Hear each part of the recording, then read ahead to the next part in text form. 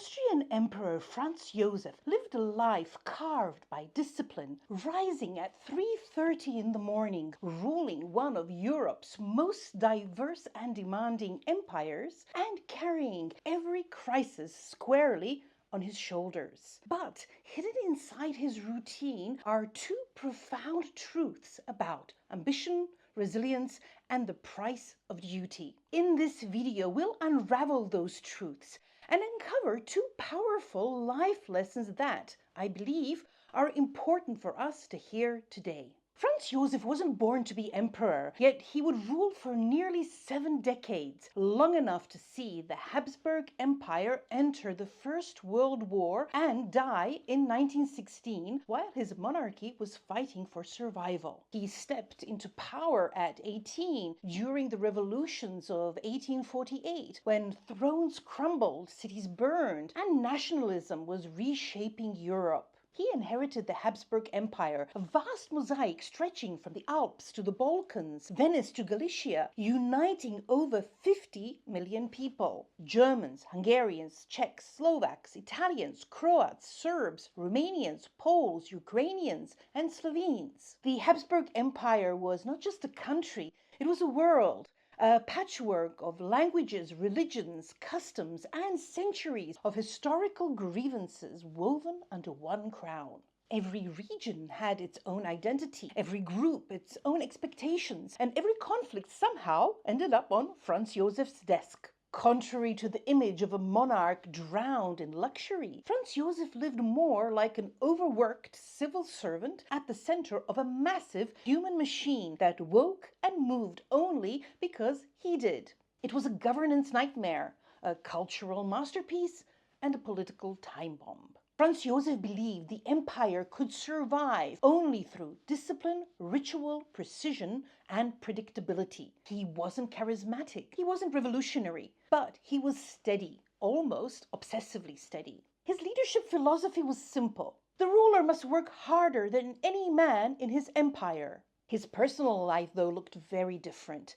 He fell in love and married his cousin, the young, brilliant, and restless Elizabeth of Bavaria, Sisi, who became Europe's icon of beauty and tragedy. Franz Joseph adored her deeply, but she had a different vision on life, feeling suffocated in Vienna's rigid court. Their lifestyles couldn't have been more different. Franz Joseph remained at his desk. Sisi fled to Hungary, Switzerland, her palace in Corfu, searching for freedom. Their love endured, but their marriage became a long-distance story with tragedy after tragedy. Their only son, Rudolf, committed suicide with his mistress at Meierling, a tragedy that turned Sisi and Franz Joseph's life into blackness, but also influenced the unfolding of historical events that followed in the 20th century. Sisi herself was assassinated in Geneva by an Italian anarchist. His brother Maximilian, sent to Mexico as emperor, was executed by forces loyal to Benito Juarez.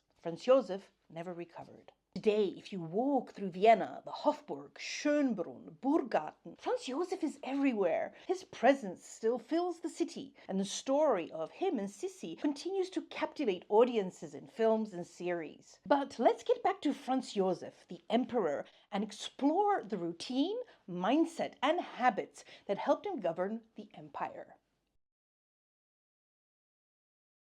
Franz Joseph began his day at 3:30 in the morning in the most extreme way possible. He woke before anyone else, before his servants, before the sun itself. Each morning, his first bath attendant, tauntingly nicknamed Washcloth, washed him. The man was frequently drunk, at times so intoxicated he could barely stand upright. Yet, Franz Joseph refused to dismiss him, intervening only when the situation became completely untenable. He simply would not fire anyone. His servants were, in his eyes, his children, and he felt responsible for them, no matter how poorly they performed. This paradox defined him: unbreakable discipline for himself, unconditional leniency for others. He dressed in a plain military uniform, drank cold water, and started his day. This first habit says everything about him. Start with discipline, end with discipline, live in discipline. At 4 in the morning, with a strong black coffee, Franz Joseph sat at his desk and faced the empire. His desk was buried in documents, overnight military dispatches, border reports, foreign intelligence, petitions from ordinary people, ministerial briefs, diplomatic letters from Paris, Berlin, Rome, and Istanbul. Franz Joseph answered many himself, handwritten, precise, unemotional. He rarely paused, rarely blinked. At 5:30, Franz Joseph attended Mass, not out of ceremony, but out of discipline. Chroniclers wrote he often read documents during the sermon. To Franz Joseph, every minute mattered. Habit number 2, never waste a minute. Franz Joseph worked even during Mass. At 6 a.m., Franz Joseph welcomed his first visitors, generals, ministers, diplomats, each delivering reports, decisions, and crises. He listened in complete stillness, absorbing every word. His adjutants, however, had already been awake for hours. Their day began at 2:30 in the morning, waiting silently in freezing corridors until the emperor summoned them. One wrote to his wife describing the punishing tiredness of serving a man whose endurance felt almost superhuman. One minister said he had the memory of a machine and the patience of a monk. Franz Joseph's habit number 3, listen like a leader, absorb, remember, recall without fail. At 8 a.m., he took a brief 1-hour break and walked the gardens of the Hofburg or Schönbrunn at a strict military pace. Not for pleasure, but for thought. His office under the open sky. Franz Joseph's habit number 4, walk with purpose. Use movement to sharpen the mind. Here's some historical trivia. Sisi was an avid gymnast, caring for her looks, so she had at Hofburg gymnastic stuff installed. After his walk, the brutal part of his day began. Standing at his desk, sitting slowed the mind. He worked through provincial reports, legislation drafts, ethnic and regional conflicts, railroad expansions, tax proposals, and military budgets. He read everything line by line. He corrected errors instantly. Page 7, paragraph 3. That number is wrong. For Franz Joseph, precision was respect to the empire, to the people, to history. His 5th habit, master the details. Discipline begins with knowing every line.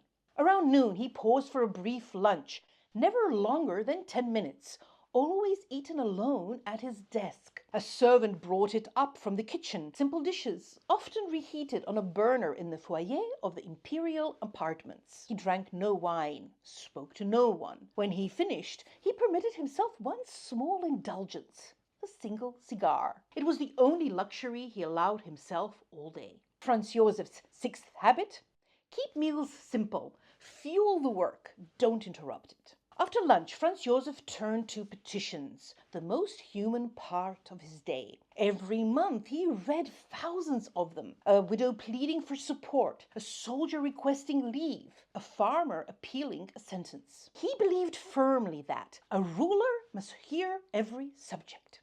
Even in an empire of 50 million, he insisted on maintaining personal connection through ink and paper. In modern terms, he answered his own emails. Habit number 7, stay connected to the people. Leadership begins with listening. At 3 p.m. for an hour, he allowed himself a short nap, a quiet pause in an otherwise relentless day. It was the only moment when the weight of an empire lifted slightly from his chest. Habit number 8, protect 1 hour of recovery. Even the strictest routine needs a pause. For the next 2 hours in the late afternoon, Franz Joseph reviewed the empire's political and military strategies, troop deployments, naval readiness, border tensions, reports from Russia, Italy, and Prussia, and the unfolding crisis across the Balkans. A general once remarked, he knew the army down to the number of horses. Franz Joseph's 9th habit, know your domain completely. Mastery comes from total awareness.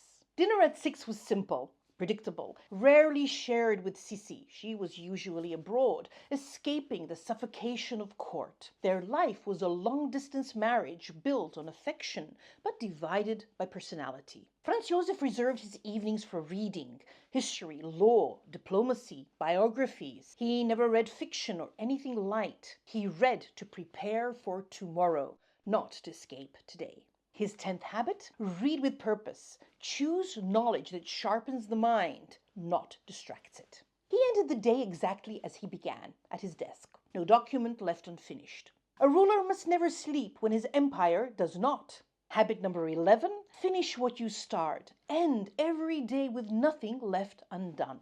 Around 9 p.m., he retired to his famously Spartan field bed, not a royal one. Franz Joseph truly lived with the discipline of a monk.